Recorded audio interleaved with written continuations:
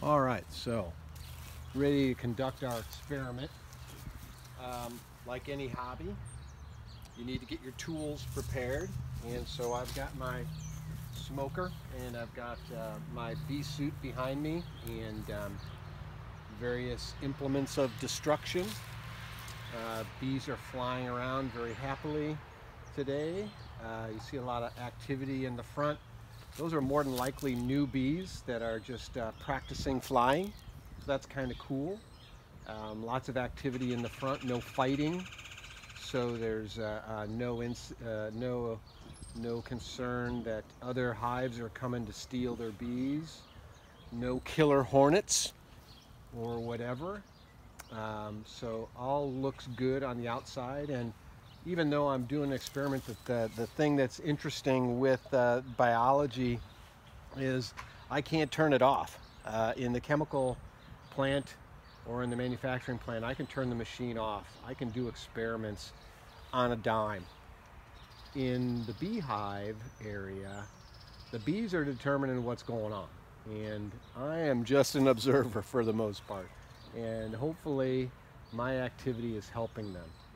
So I'm going to open up the hive. Well, let me first, the things that you see here is that there's a bottom board, and then there are boxes, and the boxes are all the same size. One of the things that I've been working on is trying to standardize my hives so that I have the same type of equipment across all of them. One of my long-term goals is to have 20 plus hives. That's what I'd like to get. I'd like to have a lot of hives so that I can achieve and get more of this. The golden ticket. Had about 800 pounds last year. I hope to have over 1,000 this year. I need to get 2 more hives established, but that's my goal. So when I'm in the bee yard, I may be doing experiments, but I'm also cleaning the yard just like everybody else's hobby. Cleaning the yard, getting prepared, getting my tools ready, etc. And so what I'm going to do is I'm going to set this honey down. I'm going to smoke the hives, smoke one hive to calm the bees down, really, and get them a little disoriented so they're not focused on me, and open them up and show you what I'm looking for varroa mites, how I collect data on varroa mites, and then in this particular instance, my experiment of using mite away strips, a formic acid jello type of material is as part of my integrated pest management plan, and show you my experiment. So let me set this down, start smoking the hives, and get in there.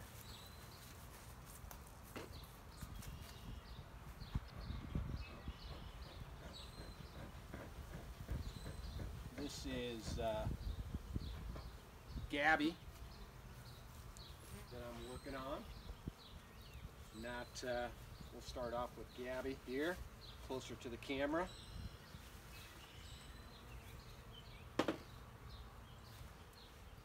Get my funny little bee suit on.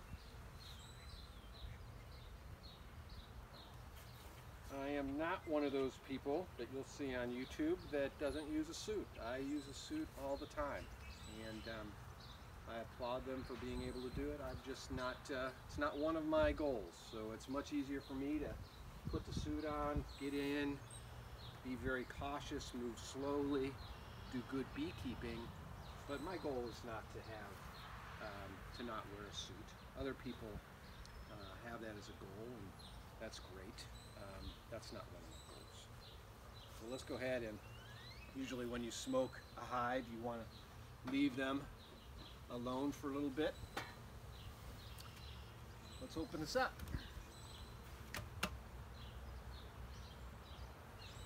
So this first box is really just a faux box. It is for feeding. So I feed my bees from the top using a specialized system. Very nice, easy to get in and replace if needed. And this is for another type of food that we need to feed the bees. periodically throughout the year. So I'm going to remove this for now. Nope, see, they were right there eating away. That's a good sign. I like that. Let me pull this off. Now everything, once you're opening things up, you really want to go slow. Don't want to disturb you're already disturbing the bees by getting in their home. The key is to be methodical and slow. That's a nice thing. There's some beautiful girls. All the bees are girls, as you may know, for the most part. There are drones, but they pretty much are there for one reason, and I think you know what that is. So we're going to smoke those girls down. I'm just going to inspect from the top. See lots and lots and lots of bees. Isn't that beautiful? I'm not going to pull out a frame on this first box. I'm just going to move it over to my table so that I can get in and show you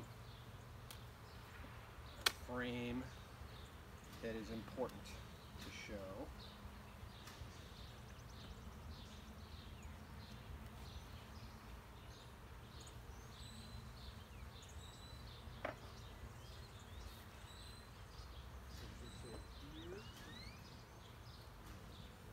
Right there for time being. I'm going to smoke these bees down. Don't want to over smoke them, but you can see now they're going in and they're actually gorging themselves with honey, and it also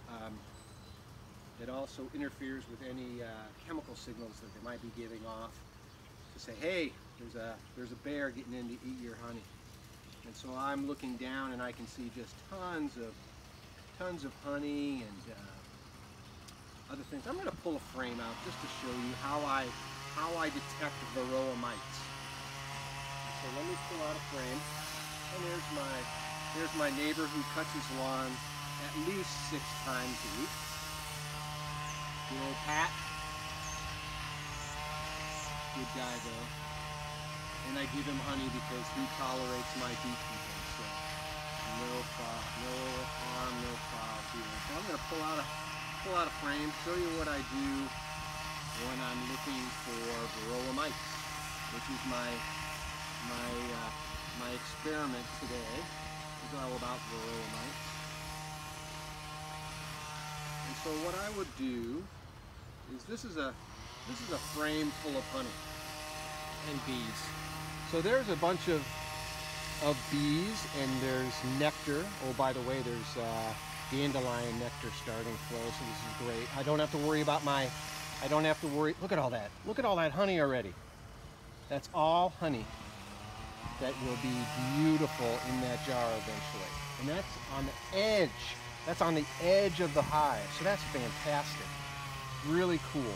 So what I would do to check for varroa is I would shake these bees into a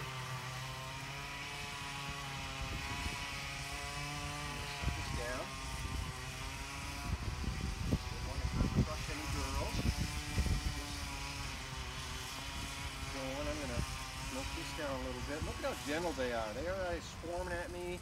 I haven't had a single bee bump me in my face or nothing. So what you do is I shake a bunch of bees in this, about a half a cup, which turns out to be about 300 bees. And then this is a little CO2 cartridge, and I knock them out.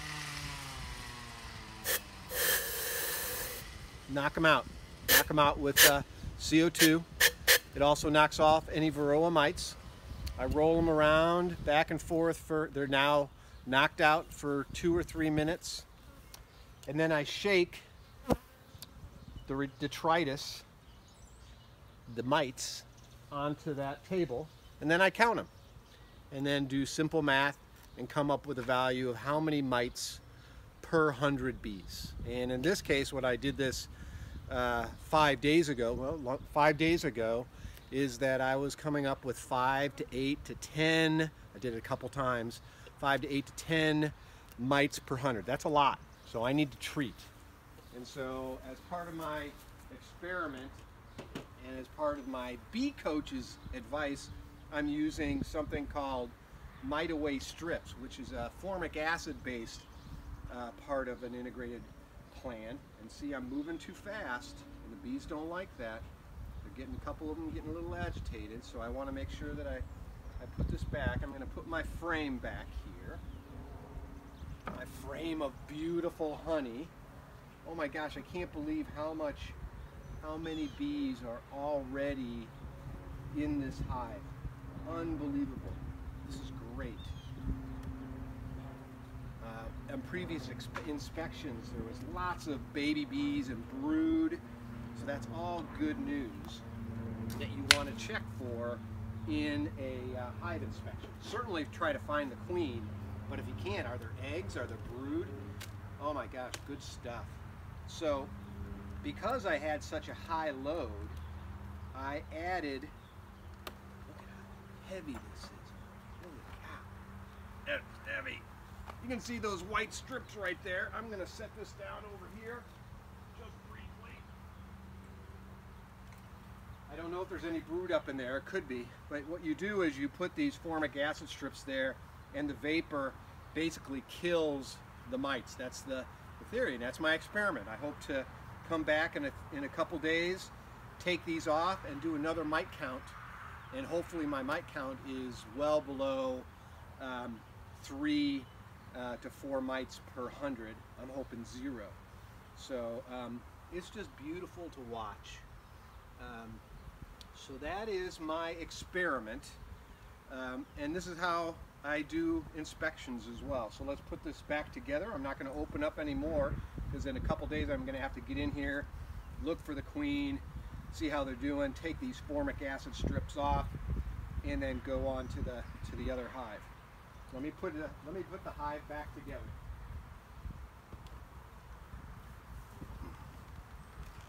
Oh, that's heavy. That's about, I would say, 40 pounds already.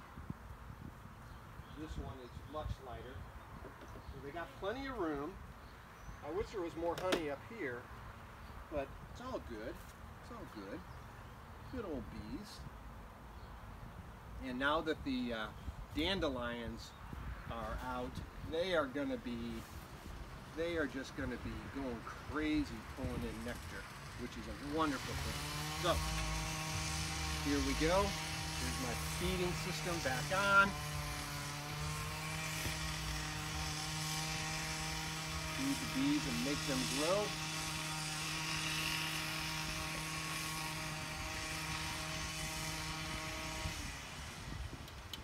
That's that. Put my faux top back on. I don't want any bees in there.